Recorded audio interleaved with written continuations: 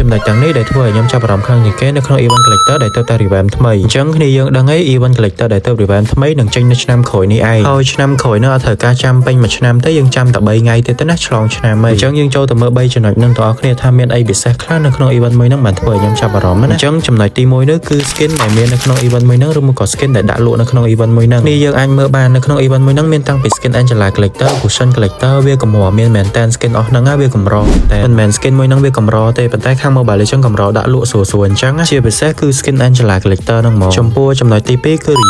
រយៈពេលដែល event ហ្នឹងមកគឺមួយខែពេញហ្មងខាង Mobile Legends ដូរចេញបើគិតមើលទៅវាចេញបានយូរខ្លាំងមែនតែបើប្រៀបនឹងពេលដែលអត់ទាន់ revamp ណាព្រោះតែអត់ទាន់ revamp ហ្នឹងគឺចេញតាម7 8 10ថ្ងៃទេអញ្ចឹងហើយចំណុចមួយហ្នឹងវាល្អសម្រាប់អ្នកដែលគាត់បើកអន្សំណាហើយបើចំពោះចំណុចទី3វិញគឺកន្លែងនេះខ្ញុំគិតថាកន្លែងហ្នឹងវាពិសេសខ្លាំងមែនតើដោយសារតែយើងអាចយក Aurora Crystal ហ្នឹងទៅទិញកាត Starlight បានហើយសំខាន់នៅកន្លែងទិញហ្នឹងគេមានលក់ Aurora Crystal ឲ្យផ្ទាល់ហ្មងអញ្ចឹងយើងមិនចាំបាច់ចូលទៅកន្លែងញ៉ៃអីទិញទៅនៅតាមម្ដុំហ្នឹងយើងទិញតាមម្ដុំហ្នឹងតាមប្រទេសគ្នាយើងនៅក្នុង event មួយហ្នឹងមានអីដែលគួរឲ្យចាប់អារម្មណ៍ច្រើនខ្លាំងមែនតើមិនមានតែប៉ុណ្្នឹងទេសូម្បីតែ skin ដែលចេញមកថ្មីហ្នឹងក៏មានការ discount នៅកន្លែង point នេះដែរគេលក់តាម720 point ទេអញ្ចឹងចំពោះ skin collector ដែលមកថ្មីគឺគេមានការ discount ឲ្យយើងអូតូហ្មងគាត់ថា skin collector ដែលចាស់គេលក់800 point ពេញសំខាន់យើងមានជម្រើសច្រើនដោយសារតែគេដាក់ collector យើងទិញម្ដង5អីនិយាយរួមទៅនៅក្នុង event ហ្នឹងគឺចំណេញខ្លាំងហើយបើសួរខ្ញុំថាយកអីទៅបើកនៅក្នុង event ហ្នឹងដើម្បីឲ្យចំណេញខ្ញុំប្រាប់តែមួយទេគឺ weekly pass ជាមួយនឹង Aurora Crystal ហ្នឹងឯងដោយសារតែនៅក្នុង event មួយហ្នឹងយើងប្រើ Aurora Crystal បានធម្មតាណាហើយចំពោះតម្លៃវិញអត់មានឡើងថ្លៃអីទៅណាទេគេដាក់ឲ្យយើងបើកតម្លៃធម្មតាដោយអាចារ្យអញ្ចឹងនិយាយទៅវាសឹងតែថោកជាងអាចារ្យផងអញ្ចឹងហើយខ្ញុំណែនាំឲ្យគ្នាយើងគួរតែទិញ weekly pass ទុក